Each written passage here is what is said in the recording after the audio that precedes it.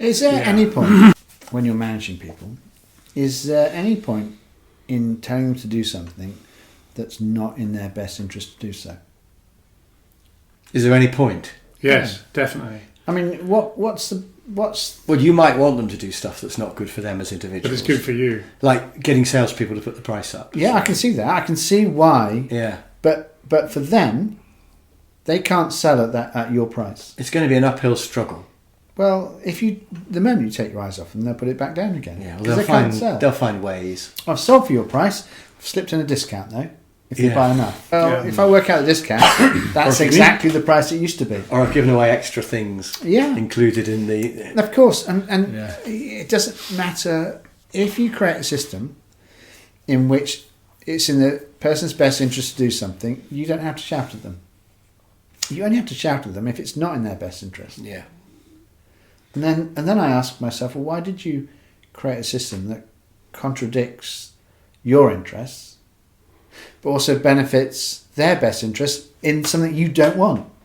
Well, do you see what I mean? Yeah. So why do I need to shout at frogs? Why is my system so bad? And the answer is because in any normal organisation, sales and production and design and quality have all got different objectives. So production have got this objective of shipping out as much as they can, and quality have got the objective of making sure nothing bad goes out. Mm-hmm. And so you have to shout at the production frogs, don't ship it if it's not good enough. And they're like, yeah, but our objective is to ship, we've got to reach 20 tonnes this week. Yeah. And so, it's built in that people are having to be made to do things that are good for the company and bad for them. I get that. My problem is you sound like you've got a system that's a bit like a penny farthing.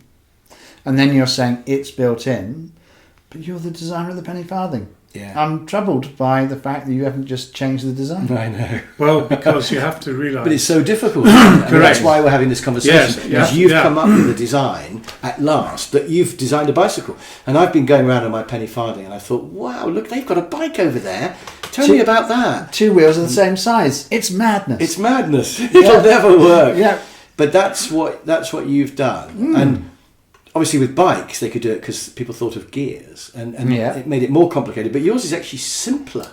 You've almost taken out all the gears and mechanism and said, just look at this. It is in some ways roll down the hill. But in many ways it's no different to the plumber.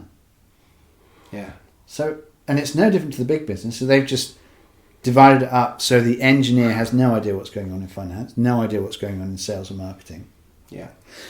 So it seems simpler from every perspective you can take in the organisation, but if it's the overview. But if it's so obvious, and plumbers are there demonstrating it already, and me, and loads of other one-man-mans, window cleaners, all these people, in that case, why has nobody cut things up? And I